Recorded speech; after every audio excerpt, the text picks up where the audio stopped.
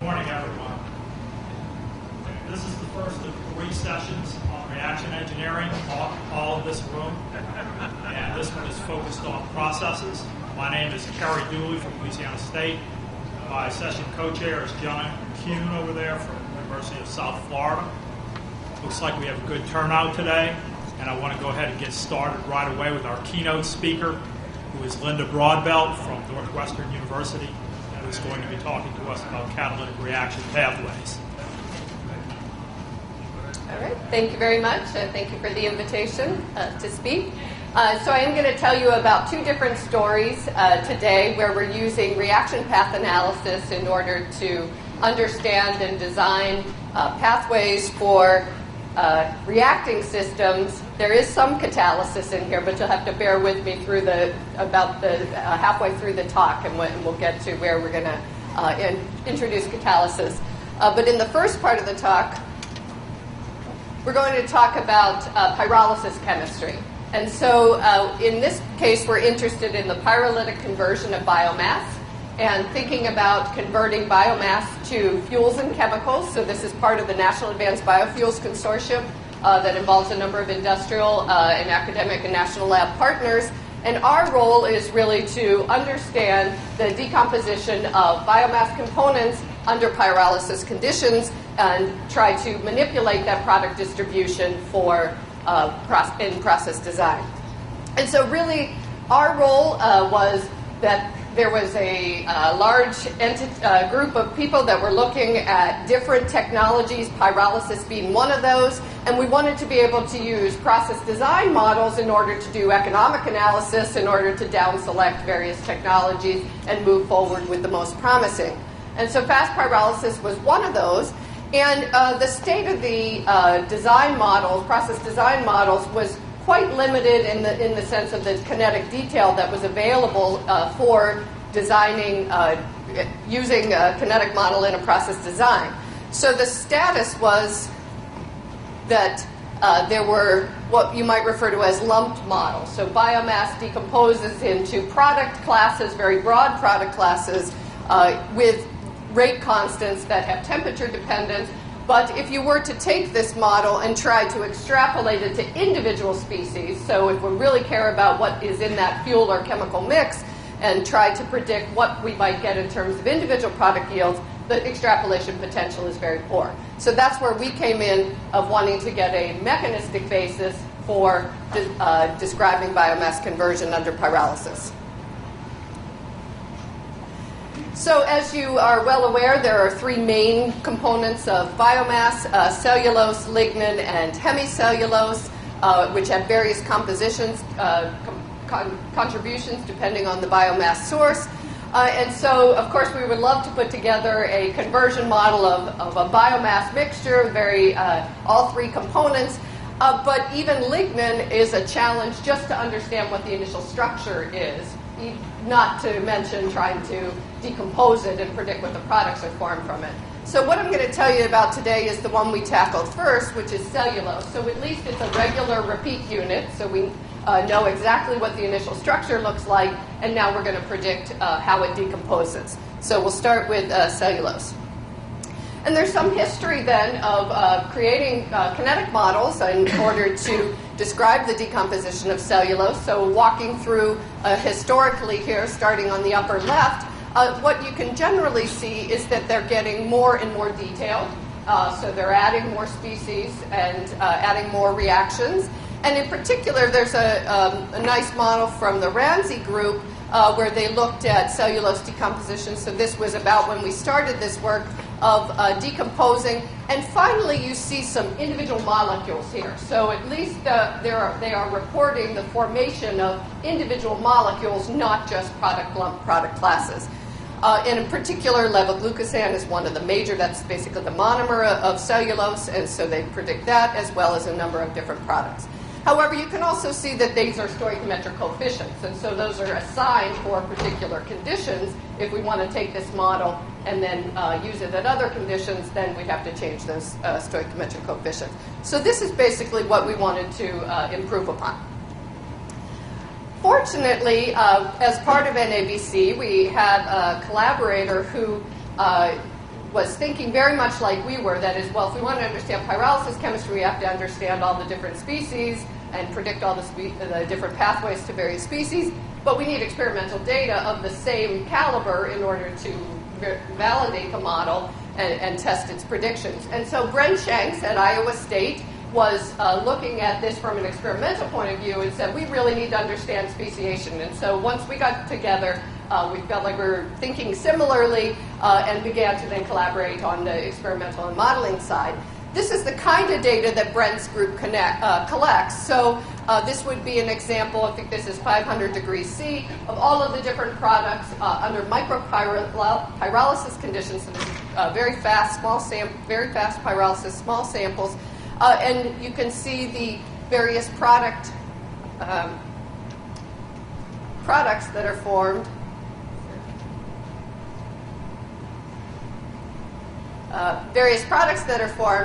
And you can see, first of all, the levoglucosan is a very major product, and so that's under these conditions typically about 60% of the product yield. But you can see that there's a wide array of diversity of other products as well. And so this is really our charge. We want to be able to put together a kinetic model that predicts all of these different products. So levoglucosan is a major product, so let's start there. Let's even just try to put together a mechanistic basis for the formation of levoglucosan. When we started looking into this, there were a lot of postulates about how levoglucosan can be formed from cellulose, and they go along with what you might expect for pyrolysis chemistry. So hydrocarbon pyrolysis is replete with free radical chemistry, and so that would seem like a reasonable starting point. So there have been postulates that said that you take a cellulose chain, so this is a long cellulose chain, that you can break it via glycosidic bond fission, form some radicals, and then through some various radical rearrangements, you can form the monomer levoglucosan. However, if you draw your electrons and try to actually move do the free radical kinetic chain, you see that very quickly you cannot recover that sort of depolymerization chemistry in a mechanistic fashion using free radicals.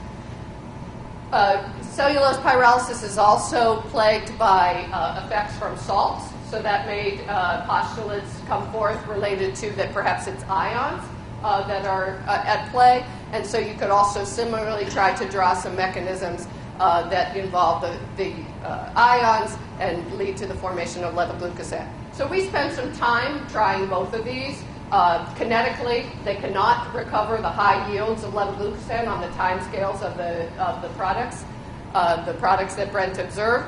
And so we really started looking in another direction, as well as some other people were looking in this direction as well, and that's concerted chemistry. So if you think about carbohydrates and lots of oxygen, so it's not strictly the hydrocarbon free radical pyrolysis chemistry that we might all think of. And indeed, you can start mapping out reactions that are concerted chemistry rather than passing through ionic or free radical intermediates. For example, take a cellulose mimic, and you can find via quantum chemical calculations a single transition state that does indeed drop to the reactants and products via intrinsic reaction coordinate following in a single motion to form levoglucosan, and then this process can repeat. As well, the barrier, as well as the frequency factor that controls this, these are nice values that when you embed them in a kinetic model, indeed on the time scale of free radical cellulose decomposition via concerted pathways, then you recover the high yields of levoglucosan. So this all started to hang together when we started looking at concerted chemistry as the origin of the formation of various products. So putting this back into cellulose and watching how you might get high yields of cellulose, of levoglucosan from cellulose, you can see that you start breaking bonds. You have different end groups that you're keeping track of, so you can also peel off some glucose along the way, but you have this end unit of levoglucosan with a chain, and this is really depropagation. If you then do a glycosidic bond cleavage via the concerted pathway that I showed you, you break off levoglucosan, make a new end, and you can repeat this process over and over again until some termination chemistry. So this is a way that you can get high yields of levoglucosan from cellulose. We can put this into the context of a moment-based model. So regardless of the chain length of the initial cellulose, we can track what the chain length distribution is doing by using the mathematics of continuous distribution kinetics. So you can actually then report levoglucosan coming off, but also keep track of how long the cellulose chain is, so you can track oligomers and the molecular weight decay as the reaction proceeds. But that's not all the reactions. So you saw the pie chart. We still have a lot of responsibility to get those other products that were along the top. So we have to begin thinking about other chemistry that will lead to those products. And so we started putting together a map. This is just a snapshot, really, of the reactions that are in there, but to give you a sense of the families, the type of chemistry that can take place during this pyrolysis. So we can have dehydration reactions. You can have retro-Diels-Alder reactions. You could start peeling off glycoaldehyde. This would be one route to get glycoaldehyde. You can start doing some glycosidic bond cleavage with these new entities and start keeping track of them. You can see that hydrolysis, although there's not a lot of water around under these fast pyrolysis conditions, there's some. So you could do hydrolysis and form, I'm calling this molecular weight 102. Part of that is on purpose because in the mass spectral signatures that Brent's group collected, there are a lot of products to try to identify, and indeed they had a peek at molecular weight 102. This could indeed then be the signature of what that molecule is, and so we could track that and match that against their experimental yields. You also saw that glucose was formed as an intermediate in one of the pictures that I showed you. So if there's some glucose around, what can glucose do? And so we can start unfurling some reactions coming from glucose. So again, we can ascribe various families and repeatedly apply these to the various parts that are forming as the reaction proceeds. So we can make some more glycoaldehyde via retroaldol reactions. Again, here's our friend molecular weight 102, ring opening, ring closing, dehydration reactions, and so on. And we can begin to map out, but again, just using very conventional carbohydrate type reactions that we can map out the formation of various products. I do have to admit we finally pumped at the end. That is, we don't have a mechanistic model for char formation. So that in and of itself is a probably 5 PhD theses. But you will see that what we have done is have some pathways to char. Once we have gotten a significantly dehydrogenated entity, then those are the only precursors that can lead to char. And so finally, when we have some molecules like this one, this diene structure, we can lead to the formation of some char. So this is really a snapshot of the things that glucose can do, but it's not a comprehensive list. And then embedded on top of this is all the various things that the cellulose chains can do and the different ends that are forming. And so we keep track of left and right are arbitrary labels here, but you can keep track of what's on the left, what's on the right, and you can see the levoglucosan-like end, the glucose-like end. Keep track of what's happening in the middle of the chain, and put this together then in a detailed model where we're tracking 53 different species, but the moments of the chain-based species as well, so they're more differential equations than just 53, participating in 137 different reactions. So keeping track of all of that. This is the continuous distribution kinetics formalism, and so that what I want to stress here is that we're not just starting with a chain and breaking it into small molecules. We're watching what happens to the molecular weight of the chains, and so again, we're mapping as the molecular weight decays. You can track what the various oligomers are that are forming. Or, as I'll show you later, we can actually start with an oligomer and decompose that as well because it's just a shorter version of cellulose with a different starting molecular weight. So these are, these are the results. Now, this is a prediction from the model. So we put that all together. We decided on the mechanistic chemistry, the rate coefficients for the different reactions, and then we look at what the model predicts. So I'll orient you. So this is all model results, no experimental results on this slide.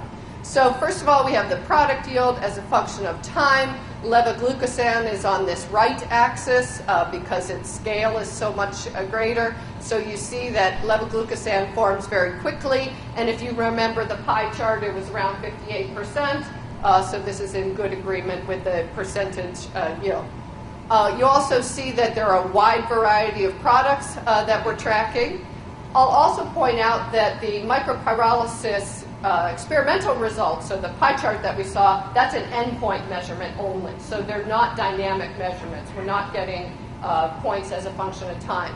So the only thing we have at the moment to compare against is this endpoint. And so that's the product distribution we're comparing. But if you believe the model, then this is offering new information. That is, the time scale, of course, is on the order of how fast the reaction proceeds. So, yes, everything's done on the order of seconds. But the specific dynamics, then, that we're watching here are only coming from the model, and that might give us some insight, then, about specific strategies that we want to use in order to control the pyrolysis.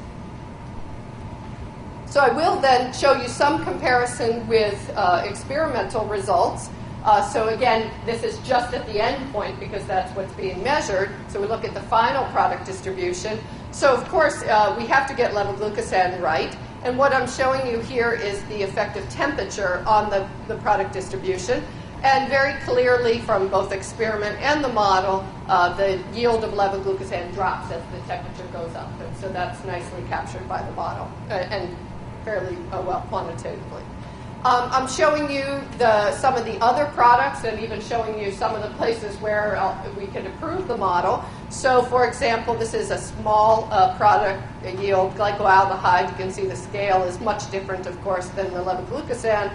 And you can see that we're doing a good job capturing the trend of the formation of glycoaldehyde, but surely missing here at the highest temperatures. And so we postulate here that there might be some secondary reactions that are going on at these higher temperatures. So the micropyrolysis is you're sweeping very quickly out, not much time for anything to happen in the gas phase, but at these higher temperatures, some of those pathways may be available. So we're looking into that to improve the model. And maybe similarly then in the case of furfural.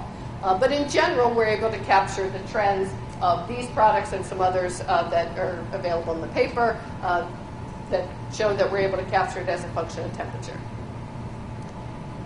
So this is really what I alluded to when I was talking about chain length. So Brent's group had done a number of different pyrolysis experiments with different cellulose sources and then different mimics, model compounds of cellulose. So in particular, they did experiments with glucose, cellobiose, so that's a dimer, maltohexose, that's a sixmer, and then cellulose of various sources. So if you believe that the model, this continuous distribution kinetics, we just need to start the model, initialize it with different molecular weight, and then all the chemistry should be the same, and we'll just predict what's happening.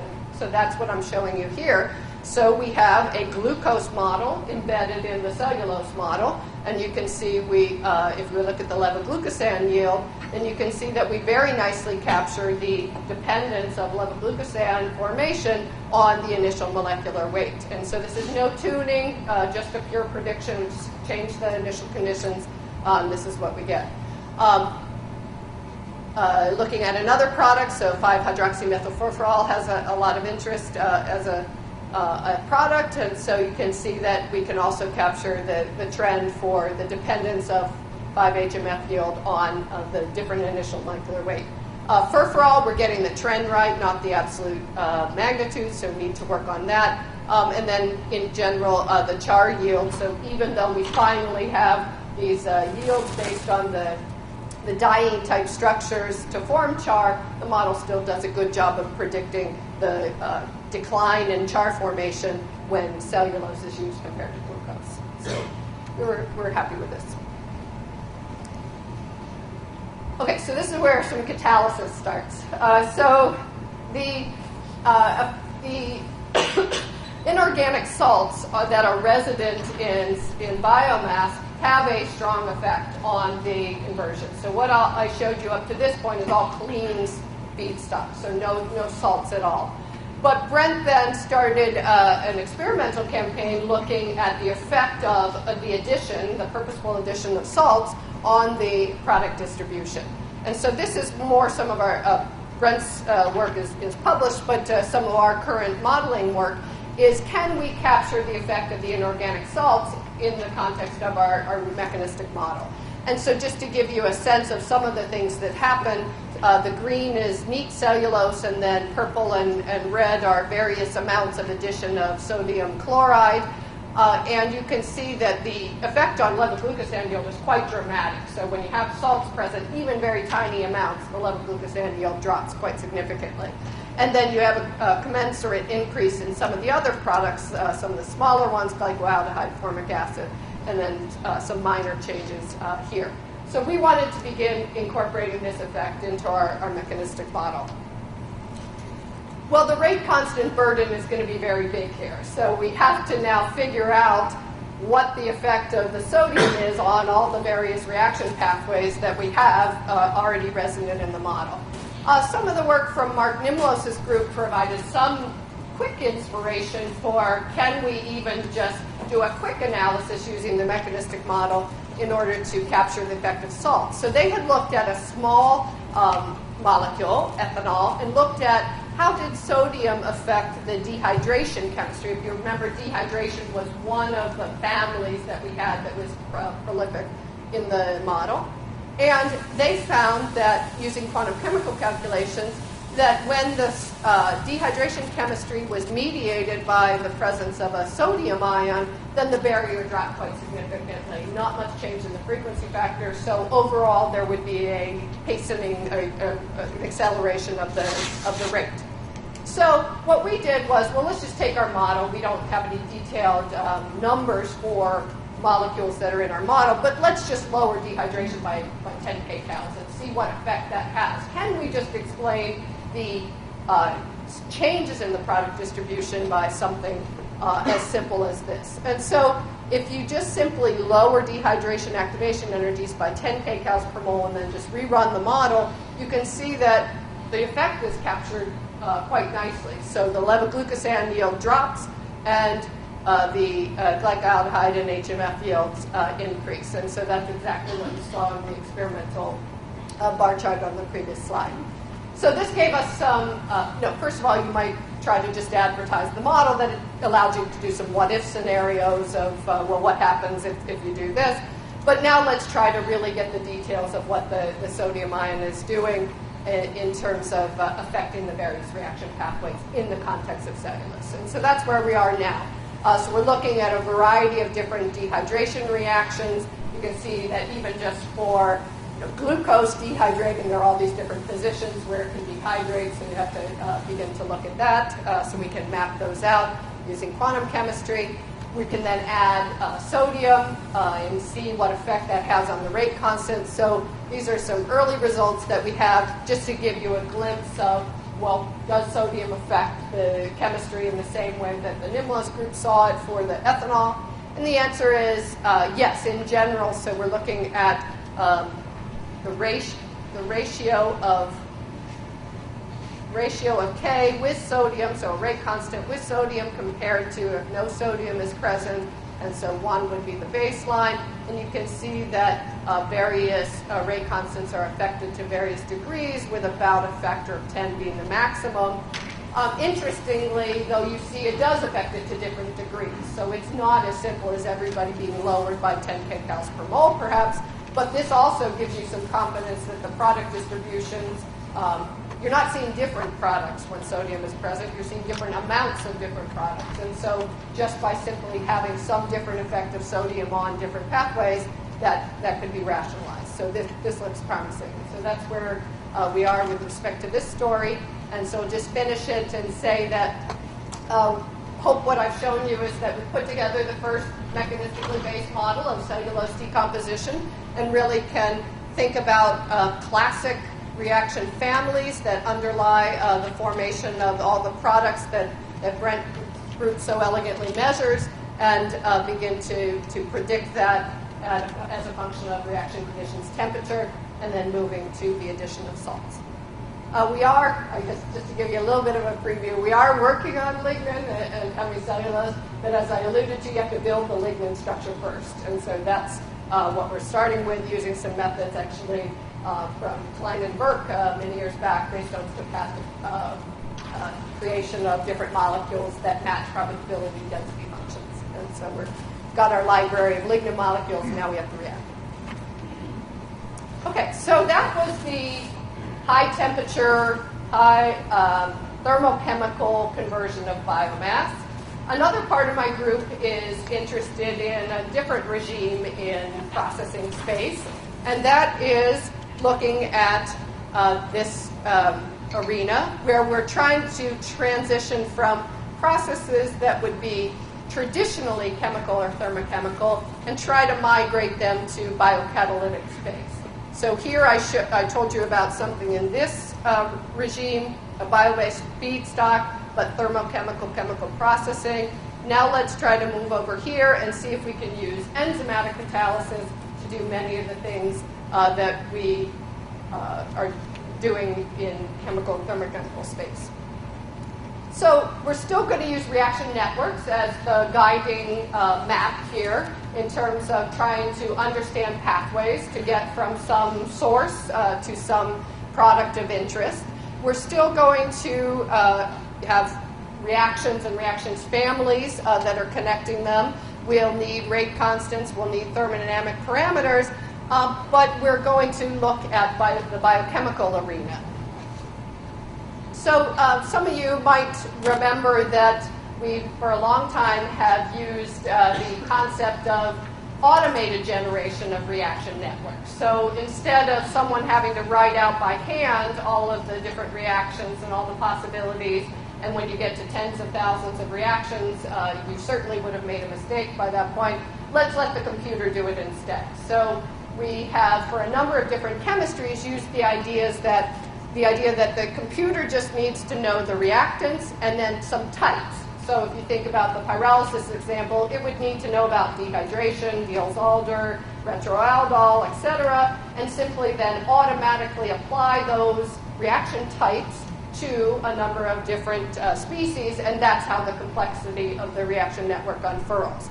And so that's based on this concept of representing molecules mathematically. So if you think of a molecule as a connectivity matrix, and so this is a concept that has been around for a long time, that you can denote connectivity in terms of bond order for example, methane has 4 carbon-hydrogen bonds, and then you can represent radicals, you can represent double bonds, and then you can apply these matrix formulations for molecules and also for reactions, and automatically generate reactions. So this is just a simple example where we're looking at the hydrogen abstraction from methane. You have the reactant matrices. You have the product matrix of the merged products. Take the parts of the matrix that are going to change as a result of reaction, and then you have these 2 parts up here. Take the difference between them, and you have an operator then in the middle that says what bonds broke, what bonds formed, where did electrons move as a result of this reaction happening. And so turn the problem around, you feed the computer H dot and methane, it knows about this operator, it automatically generates the products for you, and it generates the reaction. So this was something we've used for pyrolysis chemistry, silicon nanoparticle production, we do appellation chemistry, anything where what you would want to do is do something that's, create a reaction network that's very complex, but it's just a repeated application of a small number of operators. So this operator doesn't just do this reaction, it does every single hydrogen abstraction reaction. So no matter what the combination of substrates is, I only need one operator in order to unfurl that chemistry. So we were doing this for, as I said, a number of different chemistries, and then had a colleague at Northwestern, Vasily Hatzimanakadis, who was in the biochemical space, and he said, you know, your idea of operators actually is very compatible with the way that enzymes are organized. And so if you look at Enzyme Classification system, they are given a 4-digit designation with more specificity as you go to the right in the digits. And so I, J, and K are the main class, main class functional group, and then any cofactor or co-substrate. So you have these different classes of enzymes. And then finally, when you get to the 4th digit, you have very specific substrates. So all these, there are enzymes that catalyze these different substrates, but basically they're doing the same chemical transformation if we simply look at the first 3 digits. So we can abstract out the substrate, think about the enzyme not caring what the substrate is, and that enzyme action then is encoded in terms of just the first 3 digits, I, J, K. So that's very much like our hydrogen abstraction operator. So it didn't care what the substrates were that we're going to do hydrogen abstraction, as long as the reactants had the right functionality in order to undergo the reaction, then the operator would act on it. So we can do the same thing here for enzymes. That is, formulate operators for the IJK classes and then apply those to various substrates to form the products. So even though there are more than 5,000 different enzymes, there are fewer than about 250 generalized enzyme classes. So it's a little longer list than our Diels-Alder, dehydration, etc., but it's still a very finite list, and we can apply that then to represent all of known biochemistry. So how we're going to apply it is we're going to start with some substrates, feed the computer some substrates. It knows about all of these operators, and it's going to operate on the substrates. The operators that can operate on those substrates are going to create some products. So it would form a series of products. Then these products could have the operators applied to them, and we'll create some new products, and then we'll do that the same thing and create more products and so on. So think of successfully generating generations of various products given a defined set of operators. But I need to point out an important distinction here compared to the previous case. So, and the emphasis really is on the word novel here. That is, in the previous case, we were simply reporting what happens under pyrolysis conditions. So we need to make sure we document everything that the concerted chemistry can do, but we weren't manipulating it or trying to get a new reaction pathway. You know, maybe eventually with a catalyst we will, but we really just wanted to report on what's going on.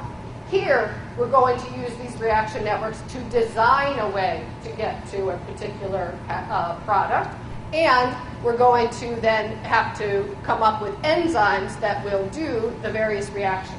So here what I'm showing you is A plus B can go to E via some known route, but can we trace a different route to get there biochemically, and will it be a better route? And so then what we have at our disposal is we have arrows that have these operators identified with them. So we just need to go find enzymes that were maybe within that class, will be ones that we can genetically engineer in order to work on this substrate that we're trying to get it to work on. And that's done all the time in metabolic engineering. So we are just giving inspiration for here's a pathway that might be feasible, and here are some places to go look for enzymes that are going to do those particular reactions. So I'll just finish with some examples. Some of the most exciting examples are the ones I can't tell you about yet, but these are some examples that at least show you what the power of the method is.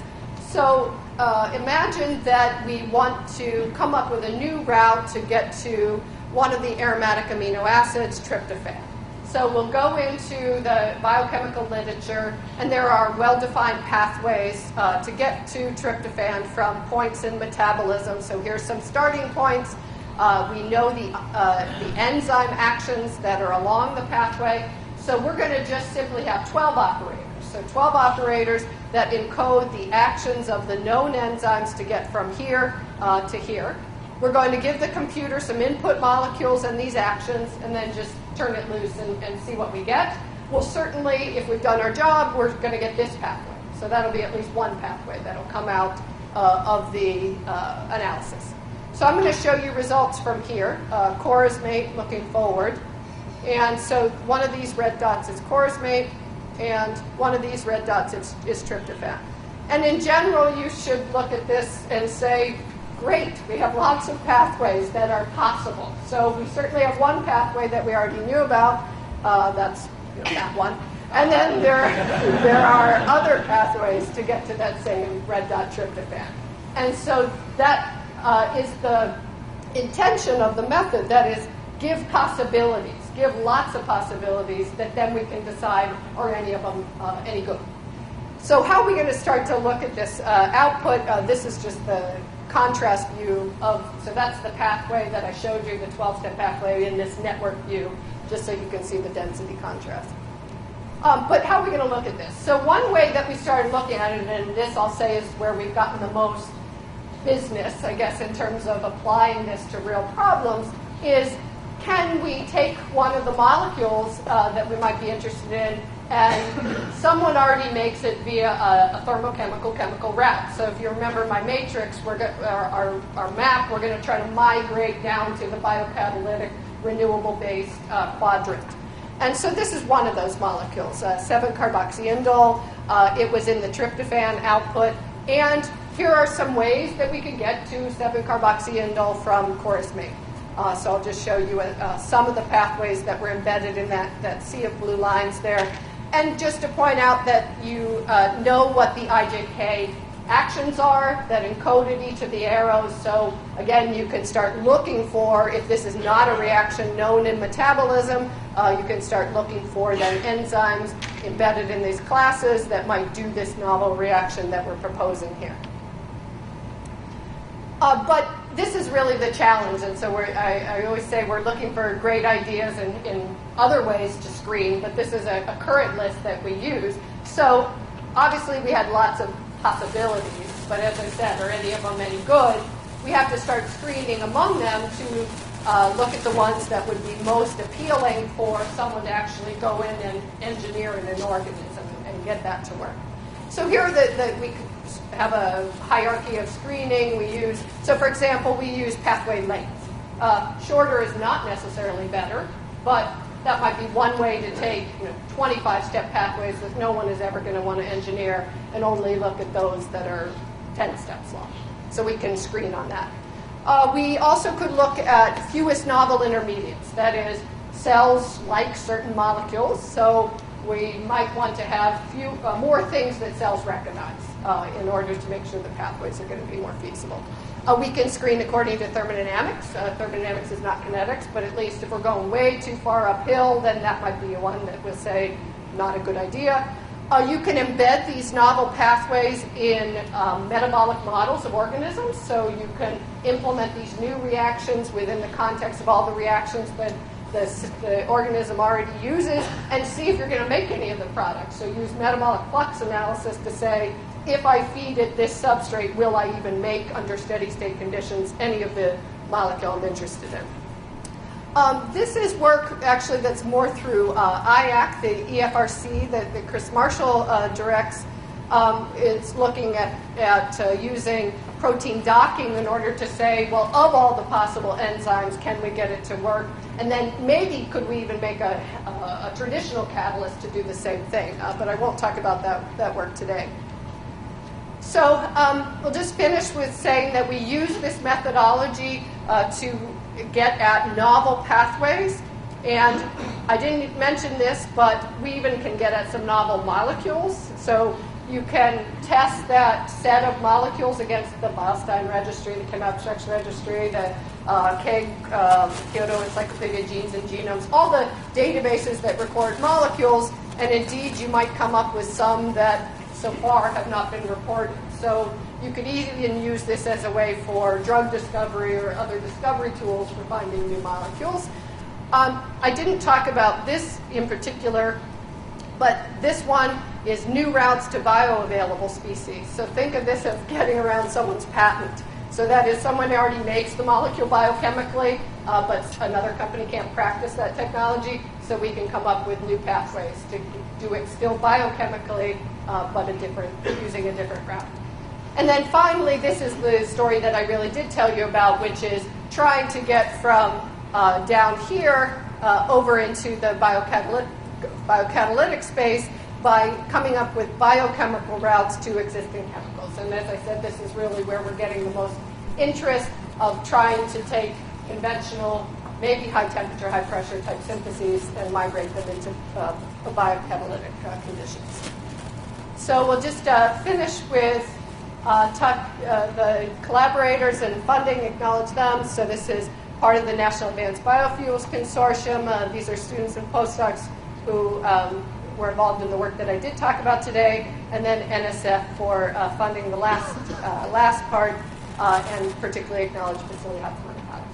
And if there's time, I'm happy to take questions.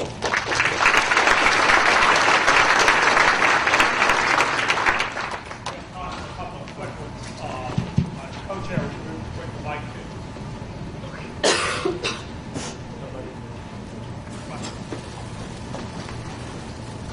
Yes, in the first part of your talk on decomposition of cellulose, you showed the reaction products that you're making, but you're making actually, I only saw one intermediate product. The rest seem to be stable products and formed after a few seconds.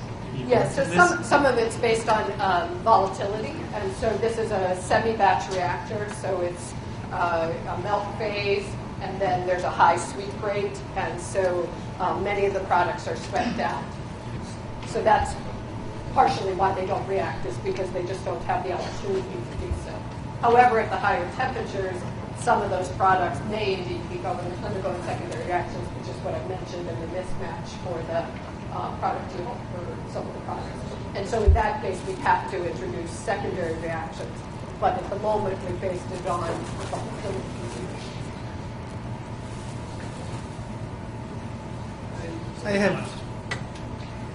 I have somewhat of a similar question to a different extent. How well does your model lend itself to reactions at a bigger scale?